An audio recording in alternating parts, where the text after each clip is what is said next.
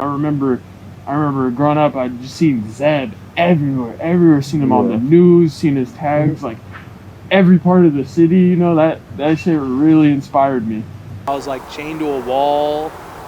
I fucking threw shit and piss on some dude. Seattle police launch a new crackdown. Recently, businesses from Belltown to downtown have been hit by taggers using some form of the name ZEB. The paint has been sprayed on brick buildings, windows, signs, and even the inside of a parking garage.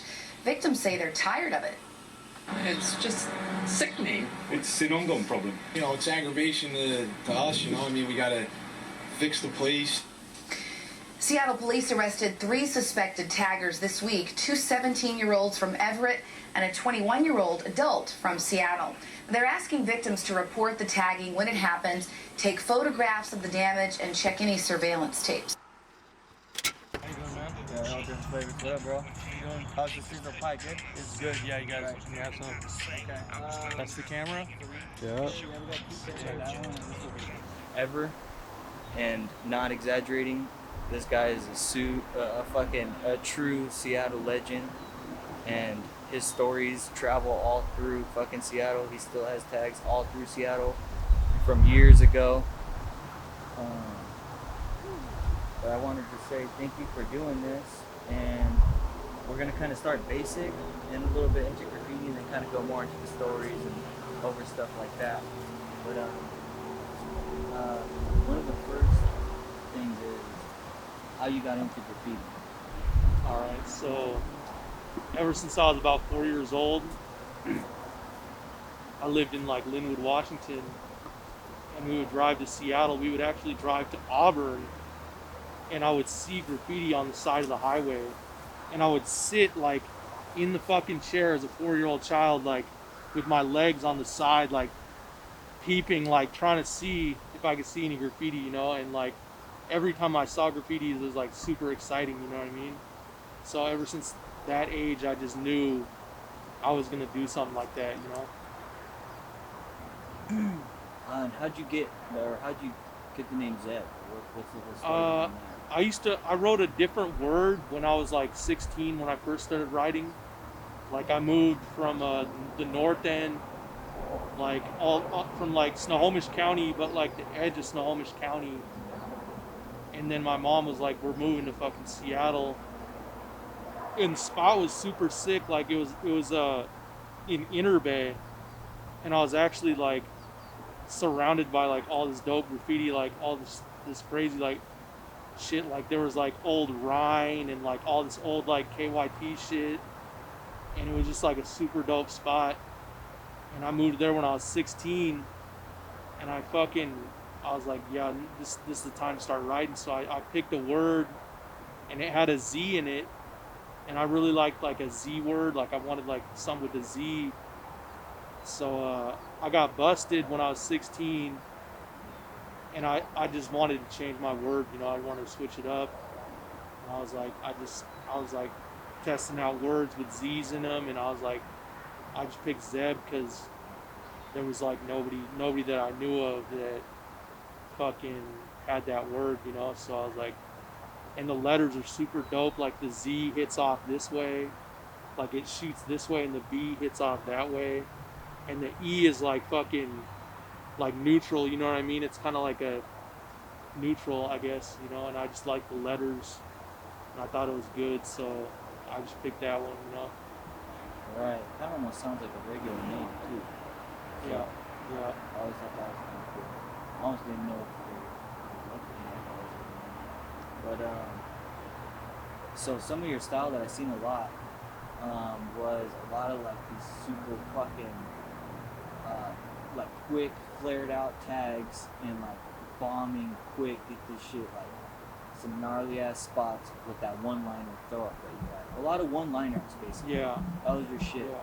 Why'd you like stick with like the one line? Like why'd you stick with what you did? Because you kind of just had a few things and you wrote them and you smashed it. Like I would say like I just discovered it, you know what I'm saying? Like I was always like influenced by like the one-liners and like old shit from like the 90s where they have like one flows and shit, and this was like inspired me, you know. And I would say like I just came up when I really came up with the tag that the the top of the B comes into the E like that, and it's like a one stroke. I was like, that's the go right there. I was like, that's gonna be it, you know. And then I mean, like one stroke throw ups, I was doing those too. I stick with mostly like the two stroke where I do like the B comes down around, but it's like two strokes, you know. But I do that a lot too, though. Right. And it seemed like sometimes the tags looked like they were so dusty that it wasn't even keeping up with how fast you were whipping the tag out. Oh yeah, kind of, yeah. I mean, I do tag like I try and tag pretty fast because it just I feel like it comes out cleaner the faster you do it. You know what I mean? You know, if you're just feeling it, it's gonna come out way better. You know what I mean? I feel like if I try, the second I try and do graffiti, like I try and do something, it doesn't come out right. You know what I mean? But if I'm just feeling it, like I'm just feeling it that day or that in that moment, and I'm not really focused on it, I'm just repeating what I've been doing, is when it's gonna come out good. You know? Flows better. Yeah. Okay, so let's go into some of these Seattle stories that fucking go around about that. So I have a few. One of my ones that I remember, it's not even a story, but I just kind of want to know the backstory to this is when I went to the jungle, maybe like the first I don't know, a few times I went or whatever, I came across all those tags, and I was fucking blown away. Like I was with a group of homies, and we were just like, holy shit, this guy destroyed this pole. I mean, this is You walk for like 3/4 of a mile, and all you see are ZEB tags. So that's basically what it is, you know. And so what was up with that? You give So some like, backstory? it was just I was just doing my thing. I was like getting up like a lot, you know, and I had been to the jungle like 2 days before that, and I ended up painting a few fill-ins like on walls like around the jungle, and then I just had the idea because like all those pillars used to be blank, you know what I'm saying? Like they were all blank, and I was like, man, I could just like I should get all of them or something. I was thinking like I should just get all of them because back then they were just blank, you know what I'm saying? Like I was just like, man, I bet I could get all of them front and back. And then I fucking came back a few days later, and it was weird because like you have to like climb up this thing to get into the jungle, like to get into this one spot. And this lady, this like smoker lady, she had like a fucking box of like KFC chicken, and she needed help like climbing this thing, and I helped her climb up. And like all these fools were just like, there was like 10 people all just blazing crack, like smoking crack, like and like I've had my experiences with crack, you know what I'm saying, and I lost a lot of money, and I ended up I only did it for a short time, but I had like $500 or $600 in my pocket, and I was like, dude, I wasn't about to do it, but I was like, dude, I could just totally like smoke with these fools and then paint the spot. But the thought crossed my mind, but I was like not even about to do it. But I seen these smokers and shit, and then I was like, I had like 5.5 cans of Rusto, black and white, and I was like, I hope this is enough, you know, to make it the whole stretch. And like, I started getting it, and I remember I'd do front and back, and then I'd go back, and I'd like double check my work to make sure I got all of them, you know what I'm saying? Like, I'd walk away and be like, oh, I missed one, and go back and do it. And like, I ran into a bunch of people, like homeless people, that were like, what does this mean? What are you doing? Like, what the hell it, because they've been seeing it that whole month, you know, and they just wanted to know what was up. And like, I tried to just give them short answers, like, you know, but they were just like, they were like tripping because they'd see me, like, I'd see a dude and he'd be walking one way, like, and see all the poles for like half a mile, and he'd be like, what are you doing? You know what I mean? And like, it was crazy. Like, and by the time I got to the end, I had used like all of my paint, and like the jungle like ended, and I had like enough for like an outline left, and I walked out of the jungle and did like an outline, and then all my paint was gone, and I had to go get more paint that night. But it was probably like midday or something. It took me a couple hours, maybe 2-3 hours or something, I think. No shit, all daytime, huh? Yeah, just yeah. So another story I heard is a tree used to stay in the jungle. No, hell no. I would never. It's so dirty. Like, it's so dirty. Like, I would never stay in the jungle. Like, all that dirt and shit. Like, I used to be homeless. I was homeless for about a year, and like I would stay at people's houses, and like, I mean, I'd go to fucking Goodwill and just rack new clothes like every like 4 or 5 days. Even like everything. I would like go in there, change all my clothes, and just walk out. And like, I swear the people that worked at the Goodwill, like, they knew what was up, and they like totally didn't care. Like, they had to have known, but I did that for like the longest time. You know what I mean? I'd be homeless, but I would never be that dirty to where I'd be like sleeping outside. And like, the dirt underneath the jungle, there's no rain that gets to that dirt, and it's like loose and like sandy and shit. Like, if you lived in that shit, you would be so fucking dirty. Like, I could never like let myself go like that bad, I think. You know what I mean? Because then I wouldn't be presentable to like anybody. You know what I mean? Right. And then, so have you ever heard any fake stories come back around to you like that you just like? Oh yeah, for sure. Like, just things that like, well, this fool, like, a lot of like stories about me like being on drugs. You know what I mean? Like, cause I fucked with meth for like 10 months, and then I quit, and then like everybody was still like, oh, that dude's a tweaker. He's a fucking tweaker. And like, I really only did that when I was 18, and I quit. You know what I mean? I'm glad I quit. One of the best decisions I ever made.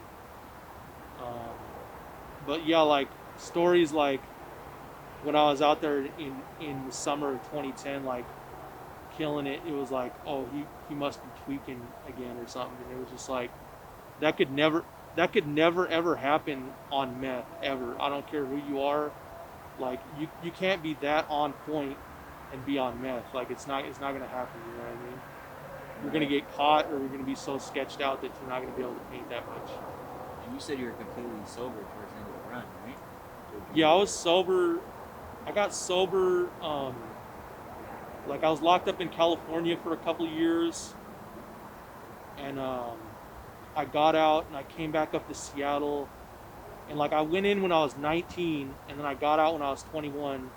So I still wanted to see, like, I knew I didn't want to get really fucked up or anything, but I still wanted to see what like bars were like and shit. So I'd go to the bar, get a few drinks, and mingle, shoot pool and shit, and then basically just, I mean, I ended up getting arrested. I was out for 2 months, and I got fucking arrested because I had been drinking that night, and it was only like 10 o'clock, and there was like a bando, and I was painting a bando, and then I got rolled on, and I had warrants, like really old warrants that I hadn't taken care of, and I got arrested and had to do a couple months in jail. And when I was in jail, I was like, man, I was like, this is enough. Like, even just that little bit of drinking that I'd been doing, I was like, that's enough to like fuck with my judgment to the point where I don't ever want to be on drugs or anything. I want to be sober. And like, I remember the point in time when I was in jail, and I was like, dude, I'm gonna be sober the rest of my life. And I haven't drank. I drank Pruno once in prison, and I fucked with prescription drugs like maybe like 5 times. But other than that, I've been sober for like 10 years. So I feel pretty good about that, you know. So I got a few like random stories that I heard. I don't know if they're true, but I'll kind of combine them. One story is so there was a party going on, and somebody was like, "Yeah, we need to get these people out of here." And then you're like, "All right, I'll get them out of here," and you burnt your hair on fire. Is this a true story? It didn't happen like that, but I was basically at this party, and I did want to get out of there, and I wanted me and my homies to leave and shit. And like my ex-girl was there, and I was like trying to like fuck with her or something. I just wanted to fuck with her or something, like, so I set her hair on fire. And like it was like a big like flame, and I smashed it out, and it smelled like really bad. You know what I mean? It was like burnt hair is like a horrible smell, so everybody in the whole, there was like a small house, and like everybody was just like, we were out. So got out of there. What about the poop mean streaks? Poop mean streaks, never, that's not real. I don't know. That was a fake story. You've That's heard a that fake one? story. I've never heard mean streaks, but like with like shit tags, like, I mean, I've really only done like 5 of them in my life, but it was like something that was like, we're all with the homies, and like we're like somewhere like busy, or like something in like a fucking area, some area where there's like no bathrooms, you know what I mean? Like dude, you're not gonna get in to use the bathroom anywhere. So like I think there was one, so I've done like 5, but, and like some of my other homies have done a few too, but it's something that just grimy, and like I used to be different. Like I used to be grimy and just think that shit was funny. And like I did one outside the neighbor's alley on the fucking, on Seattle Central Community College, and it was like fucking huge, right? And it was in front of all these people, and the homie took a fucking picture of it, and it's like this picture like circulated on the internet so much that like 12-ounce profit or whatever in like MySpace and shit, and it was just like everybody was like, what the hell is going on with these guys? Like, what the, like, nobody could believe it, you know what I mean? It was just so disgusting that this tag was like this like fucking 8x8, and it was just fucking huge, and it was like thick and nasty, like the shit consistency was just like a creamy shit texture, and it was just like it was right? gross. It wasn't my shit, it was my friend's shit. It was like it was just like, you know, get a shopping bag and do it, and then it's like late at night, and there's like nowhere to wash your hands, and it's just gross. And I'd probably never do. I'm done doing them. I'll never do another one ever again. I'd probably puke. You know what I mean? It's so gross. But All right, so now let's get into the real crazy stories. Let's talk about the chase. oh, the chase. Okay. So I was on every news channel in Seattle multiple times. They were doing special reports. I know the news, they probably really didn't want to do it, but since like I was like the talk of the town, like everybody's like seeing all this crazy shit going on, like the news, they probably felt like they had to do stories on me. And so I was staying at a family member's house, and my family member, she was like, yo, the news is calling. The news is calling. I had like all these stations call, and like they're trying to call, and I was like, in my psychosis, I thought that she was like trying to tell me, like trying to like hype me up, or I didn't think it was real.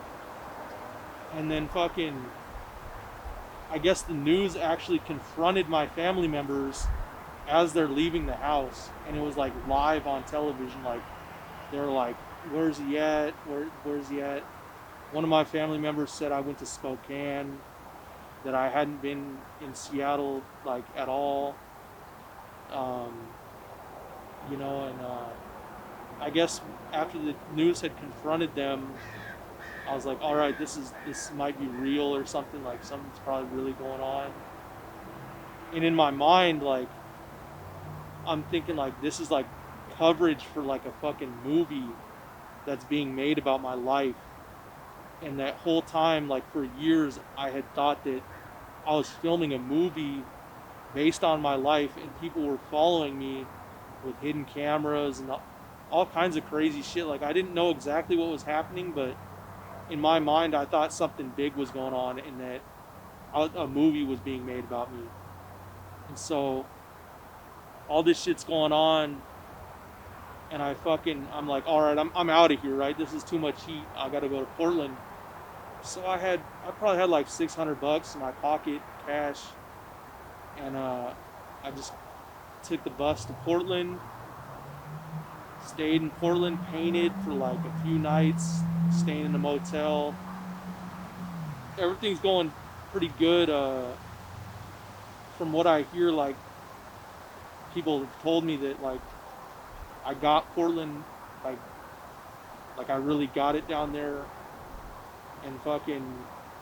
Anyways, so like the fourth night I'm there, I had just fucking eaten 2 Big Mac sandwiches at McDonald's. Like I ate 2 Big Macs, and then I'm like, all right, it's time to paint. So I'm painting on like this full stomach, and I'm painting, and it's probably like 3 in the morning, and I ducked down to do a tag on a planter box, and out of nowhere a fucking security guard confronts me on a bicycle, and I'm like, fuck, man. Like he, like right when I saw him, he was like on his radio, like calling in on his radio, and then he flipped out his cell phone, and at that moment I considered snatching his cell phone and breaking it, like when he was on the phone, but I was like, I don't know, man. I think I'm fucked right now. You know, I was like, dude, I'm so fucked, because he's seen me doing the tag. They know it's me. They're going to be after me. And I'm panicking. I don't know what to do. And I have this drill bit, like for drilling into cement. It's like this long, and it's like heavy. You know what I mean? I'm like, I should just like attack this guy with this shit right now. And then I was like, nah, that's a bad idea. He already seen me. I'm going to have to kill him. He's going to be dead, or he's going to be fucked up, and they're going to know it's me. And so I'm just panicking, trying to run away from him. So I'm in downtown Portland. I run to the waterfront, and the whole time he's like on his phone, and I get to the waterfront, and I see a radio cab, like it's a black and white taxi cab, and he's at a stoplight, and he's facing like, I think he's facing like east. And I open the fucking door of this taxi cab, and the security guard's trying to like yell at the taxi driver, and I guess the taxi driver like panics.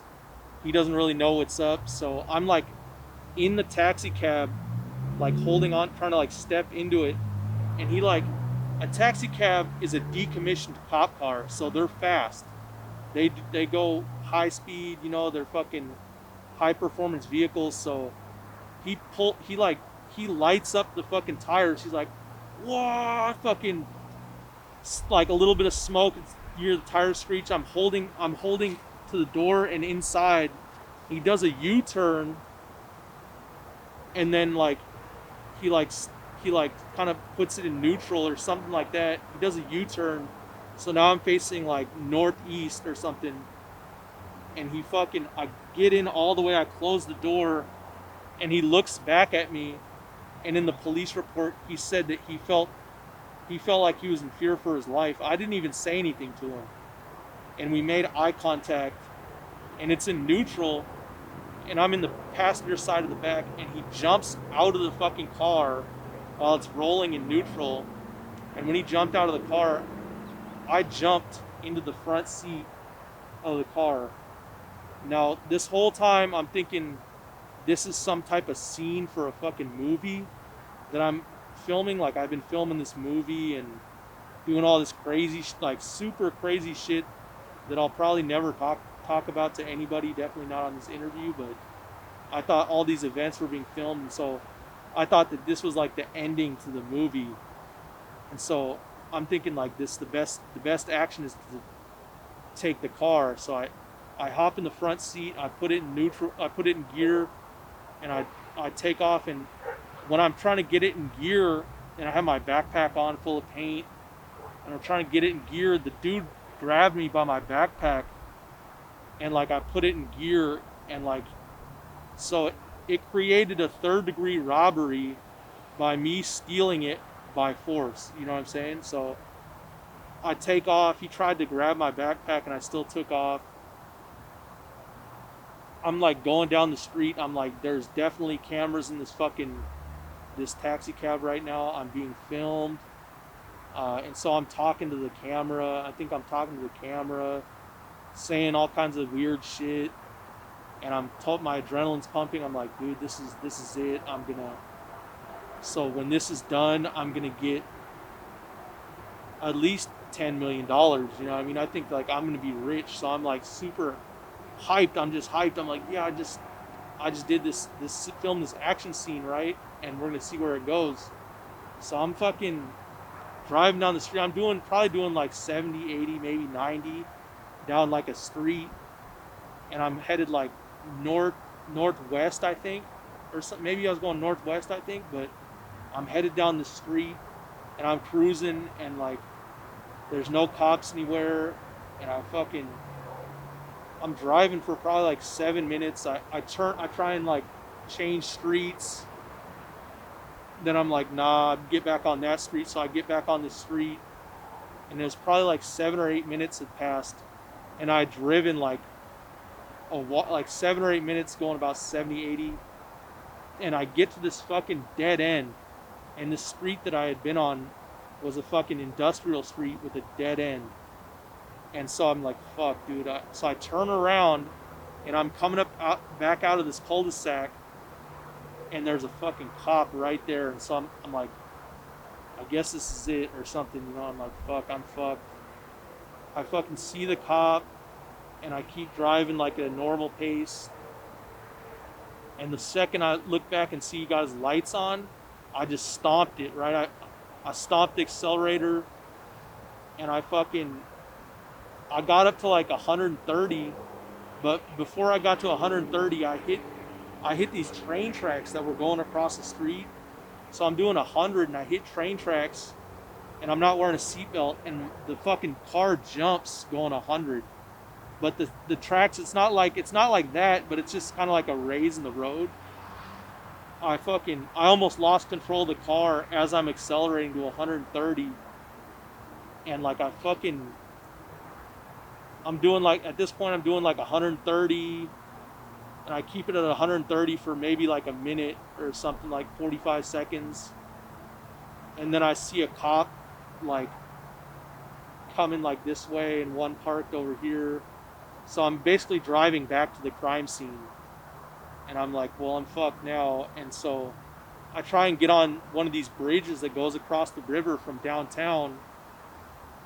And the bridge, like the on-ramp to this bridge is like long and curved, and you're supposed to take the curve at probably 30 miles an hour, but I was doing about 90, and I scraped all across this guardrail, like full contact, like scraping on it while slamming on the brakes. And I was able to like run like into the bridge, like the side of the bridge. And when I hit the side of the bridge, I was probably only going like 15 miles an hour. So like I hit the steering wheel with my chest, and like it wasn't a bad accident or anything, but I was so nervous and shit. I was like trying to get back to my motel room, and I was like maybe a mile away from my motel room, and I could like run back there. But I got out, I ran, I probably ran like 5 blocks until I started hearing sirens because I was so far ahead of these cops. They didn't even give pursuit. Like they probably went like 50 or 60 trying to get me, but like if I wouldn't have crashed, I could have easily made it away.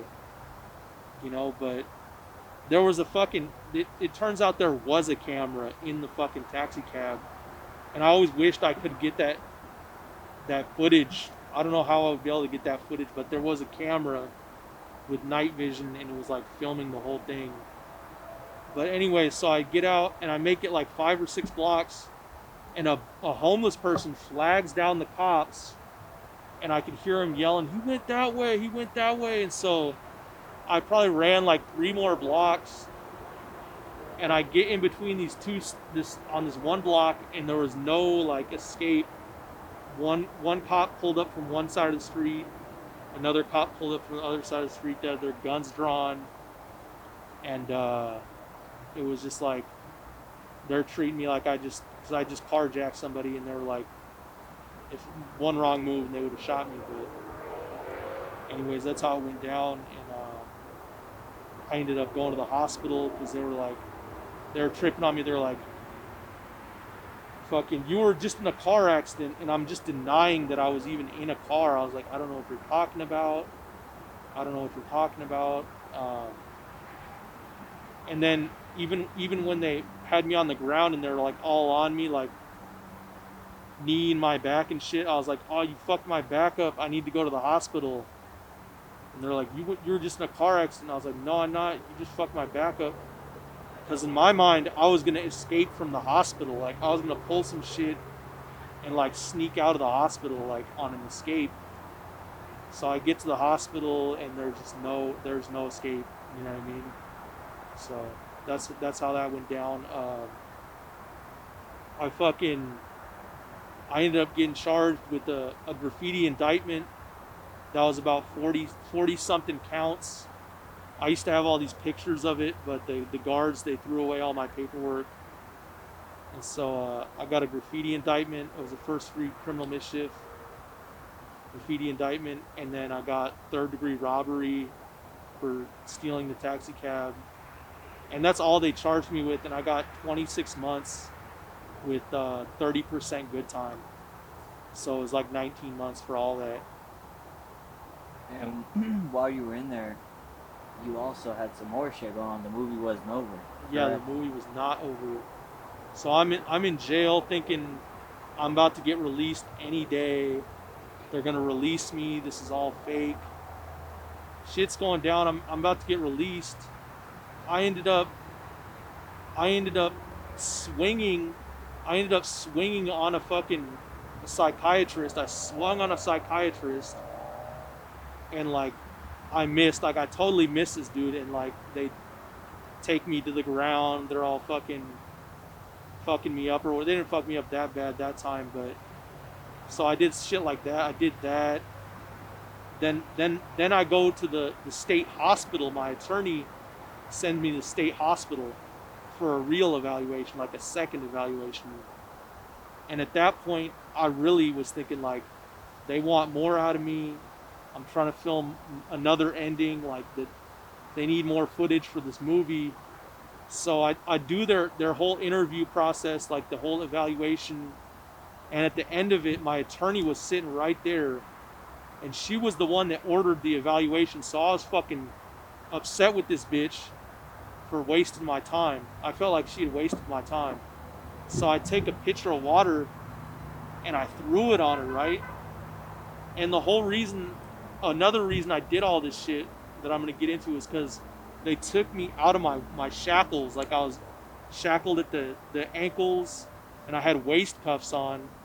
And the hospital staff, they took all the shit out of, they took my arms out so I could have free movement of my arms. They kept the leg shackles on.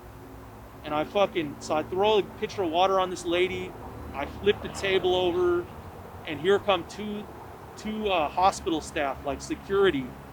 But they're not dressed like cops. They're fucking wearing street clothes. They look totally normal. They don't have mace. They don't have tasers. They don't even have nightsticks or anything. They're just like, they come confront me, and I'm like, okay, it's time to film an ending. Like, so I start punching the one dude, and there's another dude on the side, and like these are like some nice people, you know what I mean? Like, they're not like cops. They're not gonna just like whoop your ass. They're not gonna mace you. So the dude's just taking my punches, and he's walking backwards while taking my punches, and he trips and breaks his foot. So this fool's on, like, they're now, I have two dudes on me, like, one's holding my legs and the one's like wrapped around my body, and like the fucking paramedics show up, and they put this dude with the broken foot on a gurney, and I see his foot, and his foot is so fucking flimsy and like just rolling around. I thought that he had a prosthetic foot. Like, it was like not even attached. It was so fucking broken. And I'm looking at this dude's foot. I'm like, oh great, they got this dude with a fake foot to pretend like his shit is broken, you know. And so anyways, the paramedics come to see me, and I have like this hospital staff. She's hella fine. She's like crouched on my legs, and she's holding like a towel in front of her because she thinks I'm gonna spit on her. And so I'm like, oh, they want me to spit right now. They're telling me they need me to spit. So the paramedic gets in my face. I put a loogie in his face, and that got me, the loogie alone got me 3 months, and breaking the dude's foot got me 70 months flat with no good time. So I got sentenced 73 months on top of 26 months, and just went to prison basically from there, you know. So,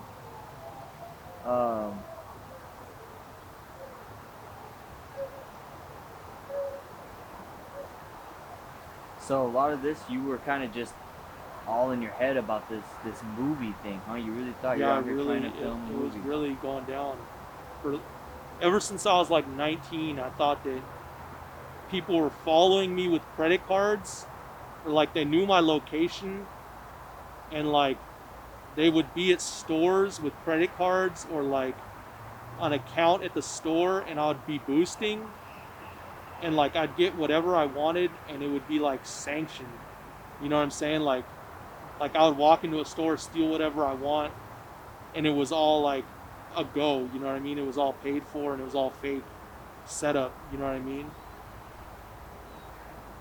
So that's just kind of what was going on. So, I don't know if like if you want to talk about this and stuff, but like, outside of this, like you're still technically not free. What do you see yourself doing when you are free again? Damn, when I'm free, like, fuck, like there's never gonna be any real freedom. You know what I'm saying? Like, I basically committed another crime after that while in prison that I pled insanity, and I was able to go to the hospital, and from the hospital they sent me to this facility right here, and like I don't really have any freedom. I get to get out a little bit every week. From here I gotta go to another facility and be there for a year, but a couple years from now I should have my own apartment. I'm still gonna have like an 11 o'clock curfew, which extends. I gotta take a drug test and have an 11 o'clock curfew for the next 7 years. So I definitely won't be painting until 7 years is up. But you know, maybe the chill spot every once in a while I'm gonna get while I'm in my own apartment. You know, I'll probably be able to take. I'll be stuck in Oregon, but I'll be able to take trips to Seattle and shit. So I look forward to that, being able to go to Seattle every once in a while.